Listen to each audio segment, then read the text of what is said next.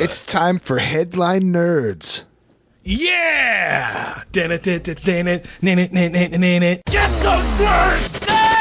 Nerds! And our first story, Star Trek actor Anton Yelchin is killed in a freak car accident at his Los Angeles home. So, that's sad. Did you see the pictures? No, I did not see any photographs, and I'm almost afraid to look. Well, they didn't show the body, but they showed the car where the car had bent this kind of steel gate that it was apparently where his body was. So, but anyways, Anton Yelchin, a rising actor best known for playing Chekov in the new Star Trek films, was killed by his own car as it rolled down his driveway. The car pinned the 27-year-old Yelchin against a brick mailbox pillar and a security fence at his home in Los Angeles. He had gotten out of the vehicle momentarily, but police did not say why he was behind it when it started rolling. Yelchin was on his way to meet friends for a rehearsal. When he didn't show up, the group came to his home and found him dead. The freak accident tragically cut short a promising career of an actor whom audiences were still getting to know and who had great artistic ambition. Star Trek Beyond, the third film in the reboot series, comes out in July. Yeah. I was very deeply saddened by this because I followed him since he was a little kid in Hearts in Atlantis. I'm like, man, this kid's actually really awesome. And I think about 2 years ago, Odd Thomas came on Netflix. The only reason why I actually watched that movie was because of Anton Yelchin. Oh yeah. And it's a series by Dean Koontz, and I don't know if you've ever read any of Dean Koontz's novels, but Dean Koontz is a fucking terrible writer. I don't see how people buy his books at all. I mean, some of the worst. I don't know why I read like 3 or 4 that I did, but what other movies have been pieces of shit Dean that I've ever Koontz? read? What other movies? Say what? What other movies have been inspired by Dean Koontz's books? Oh, you remember back in the 80s, Watchers? Like the army psychic dog thing. I loved that movie when I was a kid. No, we both did. We both used to watch that movie together. Yeah, that movie was okay, and I remember like picking up the book later on and thinking, "What the fuck is this?"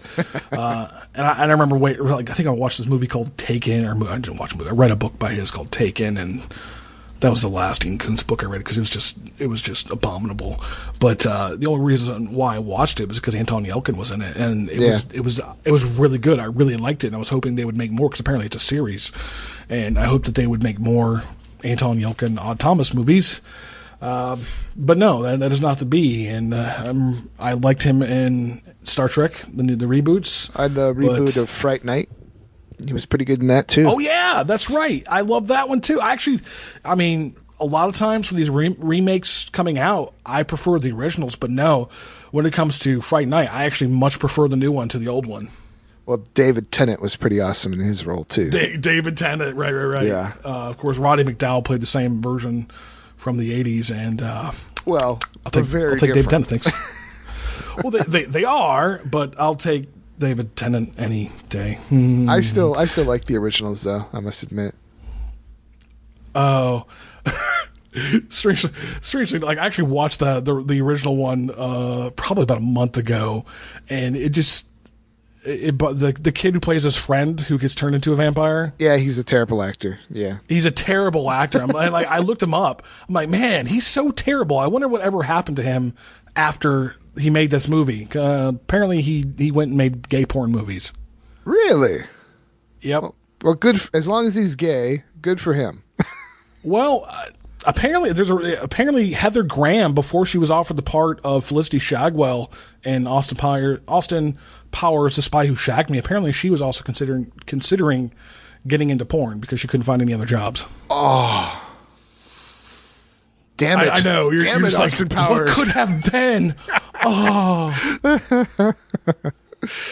Yeah. So you have two sides of the same coin. One who definitely was not getting any jobs and had to go to make porn, and then the one who you really would have loved to have seen ended up not having to. Good for her, right? Yeah. Bad for us, good for her. Yes, all right, moving on. And you thought we were done with Star Wars. Well, it's kind of Star Wars related.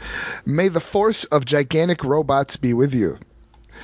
Legendary Pictures has set Star Wars Force Awakens star John Boyega for his lead role for the second installment of the Pacific Rim franchise. Ooh. Didn't you watch this over at my house? Pacific Rim? No, we talked about it, but I remember making fun of you because you hadn't seen it yet. Yeah, instead we watched Godzilla, the newer Godzilla. Oh, okay. But I much prefer Pacific Rim to that Godzilla. I'm sorry if that's lowbrow. No, I agree. I liked Pacific Rim considerably. Yeah, it was pretty badass. Although I was talking to our boy Mohammed about this a little while, like probably this past week. One of my favorite actually was you. I was talking to you it was about a month ago. It's like my favorite action movie to come out in the last couple of years is probably The Kingsman. Yeah, that was wow. The church scene alone, like it was just damn phenomenal. Yeah, that movie. And they're making a sequel, so good. Anyone who hasn't seen it, you really should. I mean, absolutely, the action is phenomenal. It's campy, but it's actually supposed to be campy instead of like a lot of spy movies. I agree, and true. But no, like you mentioned, Pacific Rim here, and I think Pacific Rim is one of those movies where like I was never expecting something like just mind-blowingly awesome. Yeah, but it was a damn good action flick. Yeah. Let me see. Stephen S. DeKnight is directing the film. I have no familiarity with him. Oh, really? No. Which will begin production in the fourth quarter of this year, based on the world created by Guillermo del Toro and Travis Beacham. Boyega will play the son of the character played by Idris Elba in the Del Toro directed original film. So, you remember... Del Toro said, "I'm very proud and happy to welcome John into the fantastic sandbox. The Pacific Rim universe will be reinforced with him as a leading man as it continues to be a multicultural, multi-layered world. The world saving the world was our goal, and I couldn't think of a better man for the job." That's a good choice. I'm looking forward to that one. And he actually gets to use his British accent. He doesn't have to put on an American accent because Idris Elba's character, has his real accent. So that's cool. All right. What's next, Jeffrey? Star Trek: To bloodily go where no one has gore before. I'm sorry, that's a pretty bad pun. Showrunner Brian Fuller points out that the upcoming Star Trek TV series will be unlike any previous small-screen incarnation of the franchise in at least one key aspect. It won't be bound by broadcast content standards. So what do you think about that? Big words, but I don't know if you know if I've talked very extensively. Like, I love Brian Fuller. I fucking adore Brian Fuller. He did Wonder Falls and Dead Like Me and Pushing Daisies.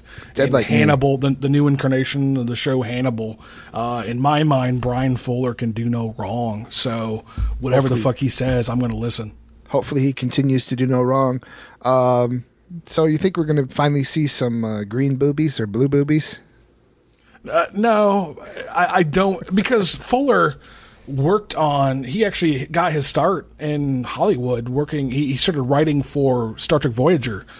And so even though by then Gene Roddenberry was dead, I'm sure between Brannon Braga and Ronald D. Moore and those guys who were around then, who were sort of the curators of Star Trek back then, would have pounded in his brain, the Roddenberry vision.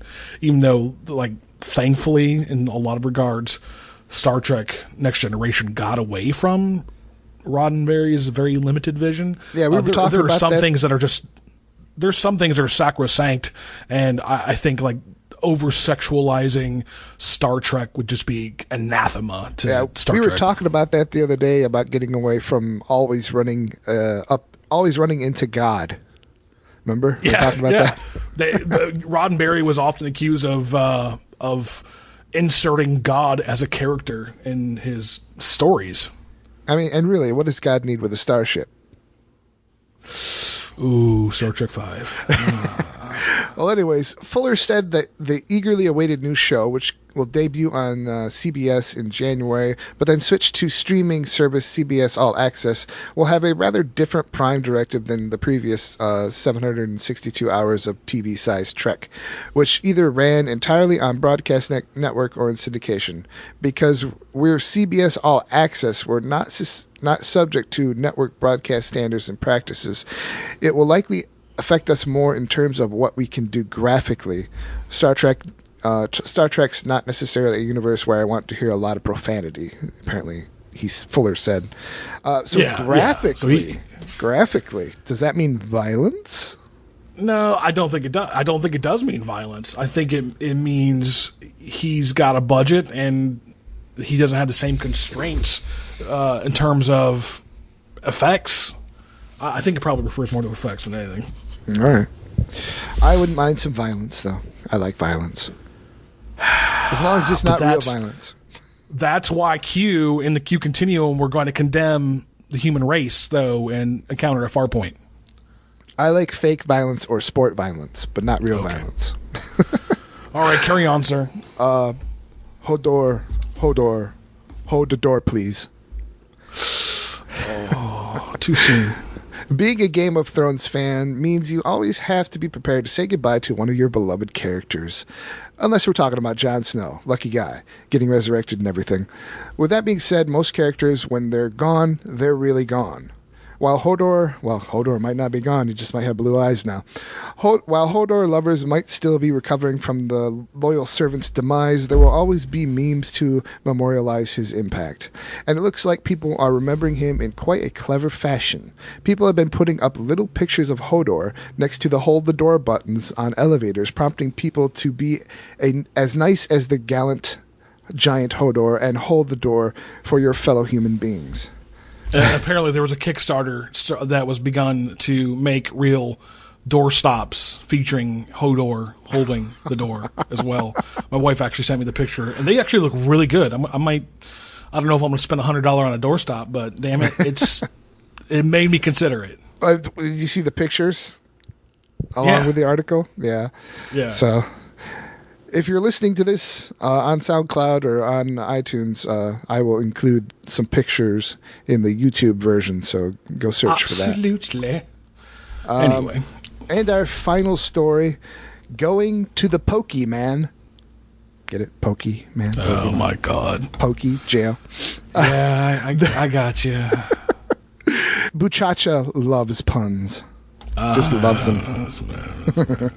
The new augmented reality game Pokemon Go has gotten people off the couch and into the real world. But police of O'Fallon, Missouri say that 4 men have used the game to find players at specific locations and rob them using a handgun. About 8 or 9 people have been robbed by 4 men over the past couple of days, a spokesman from the O'Fallon Police Department told Gizmodo over the phone.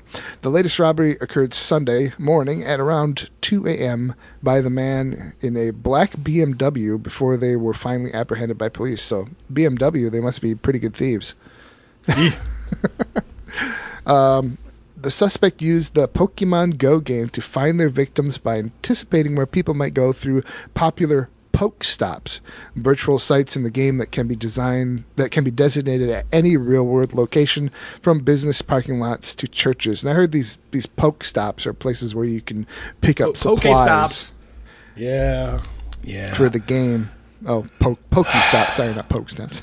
Poke Stops. That would be more like the park. That's where you go get the lot lizards at the truck stops.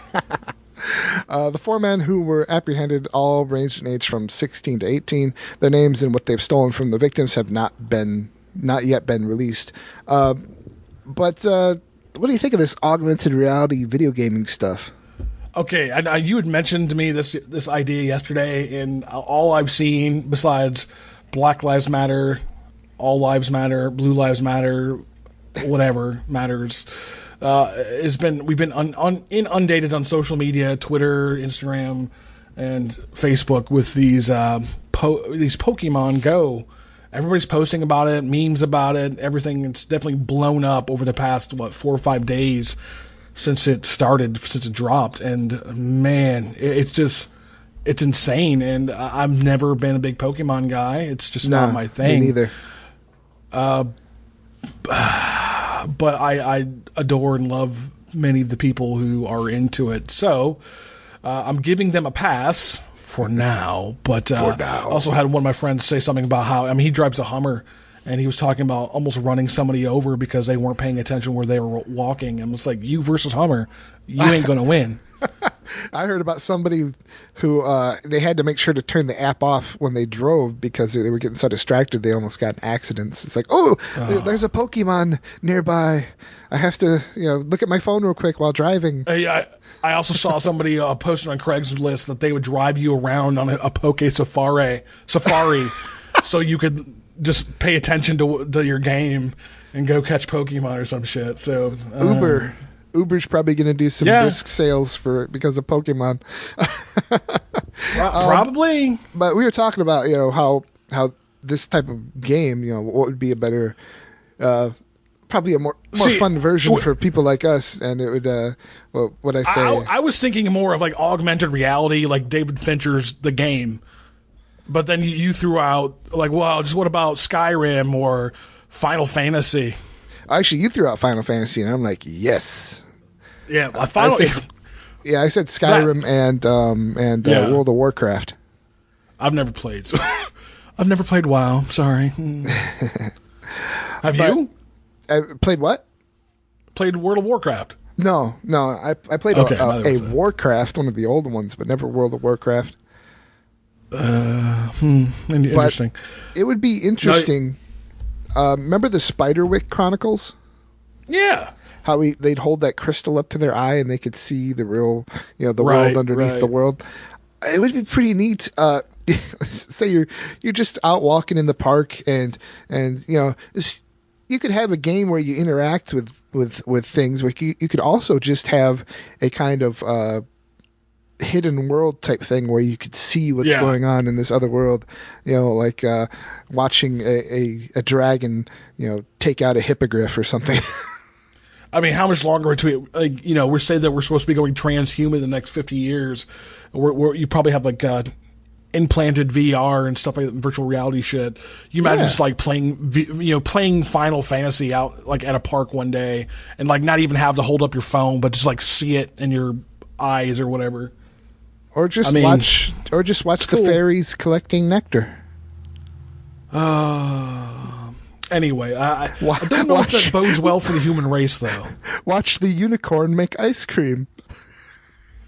Oh my god! To any of you who haven't seen what I'm talking about, well, shit, what was that called? What was the product called? Squatty Potty. The Squatty Potty. You really should go watch the ad for the Squatty Potty. It's fucking hilarious. Oh, it's amusing, all right. We're becoming a world of lotus eaters, my friend. So does it? People deserve to have some fun. We've had sticks up our ass for a long time now. All right. I know I'm being curmudgeonly today. Need some old Toby. Maybe. But anyways, I like the idea of as soon as we have affordable like Google Glass type things, to the whole augmented reality thing could be awesome. I mean, imagine you're walking around and you could set it to history, and you could see all these reenactments of local historical events. Come on, that would be fucking awesome. Or you could just have it's set to African safari, and you could be walking around in the park with giraffes and elephants, and you could learn stuff. Yeah, you could. You're right. Watch a lion run past you and take down a gazelle. Until the corporations start prostituting everything. This giraffe that has like a big Microsoft logo on it. Brought to you by Microsoft. Oh, when you said prostituting, I was like, or you could walk around and there'd just be naked women everywhere all the time. That would be pretty cool too. That's true. And of course, someone would make a software to extrapolate what the person would look like without their clothes and superimpose the image. I'm sure that's not too far off either. which wouldn't be as good as you think. A lot of times it'd just be, oh my God, look at the, balls down to the knees. Oh my God. Hey Jeff, look right. Yep. We're just around the corner from that, man. Well, anyways, that's it. That's it? I'm out of stories. Oh, all right. Well, headline nerds in the bank. All right. It's been fun. Yeah, this is Buchaca signing off. And this is Jeff signing off. Hello, cutie pie. What is thy bidding, my master? Listen to me very carefully. You are mine now. You belong to me. My nipples are very sensitive. Feel how soft my skin is. Do it. Do it! Ew, seriously? That is so gross. There, fucker! Do you need assistance? Kinda grabs you by the boo-boo, don't it? More teens are having luck. He has an erection. Yeah. It's all her fault. Then he got an idea. A wonderful, awful idea. Seduction used to be an art. Now, of course, it's brutish and it's predatory. And here's what consent is. The person is severely intoxicated or unconscious as a result of alcohol or drugs, is physically or developmentally disabled. The victim is under the age of 13 or is elderly.